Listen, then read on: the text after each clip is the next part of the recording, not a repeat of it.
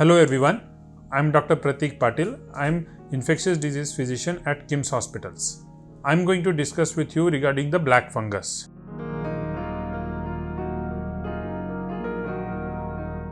The fungus infection that we are seeing very commonly nowadays after the COVID-19 infections are mucormycosis. They are wrongly labeled as black fungus. They are not exactly a black fungus. But let us talk about mucormycosis here.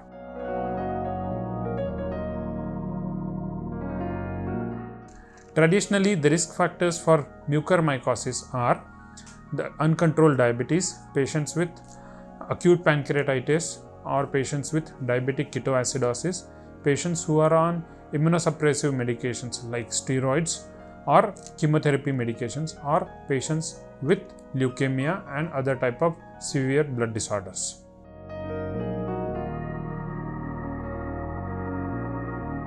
The most common symptoms of this black fungus infection are the congestion in the nose or the cheeks areas.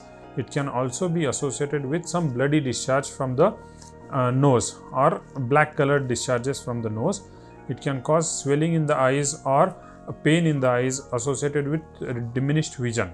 If it involves the jawline, then you can have jaw pain or the loosening of tooth. Sometimes it can extend it to the brain, which can cause paralysis. Sometimes it can also affect the lungs, which can cause pneumonia due to this fungus, where your symptoms can be worsening of breathing trouble with a lot of sputum, which can be a bloody sputum.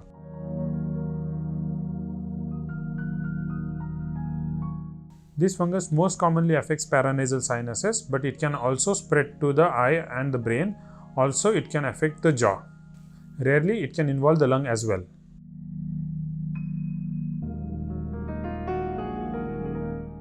The most important part of the treatment is surgery. So you have to do the surgery and remove as much as infection as possible.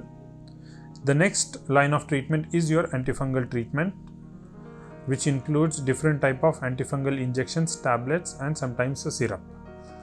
The third option is your sugar control or the reversal of predisposing factor.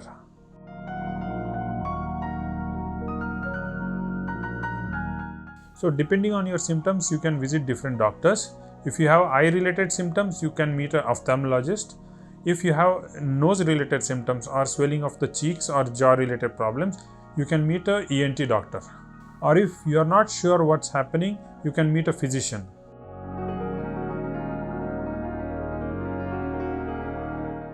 It is important to control the sugars because the fungus thrives on the sugars.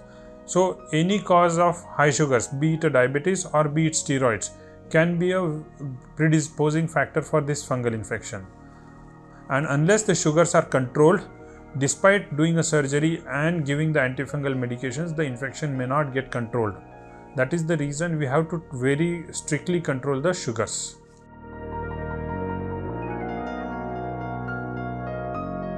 The most important thing to prevent this infection is to control your sugars. So you have to control your diabetes. Second important thing is to control the use of steroids. Steroids in COVID are needed only in patients who have low levels of oxygen. Again, the dose has to be appropriate dose. It should not be a very high dose. And again, the duration has to be minimum possible duration. The longer and the higher dose of steroids predisposes to this fungal infection. Even if you are using steroids in COVID for appropriate reasons, glucose has to be monitored very strictly and the high glucose has to be tackled appropriately.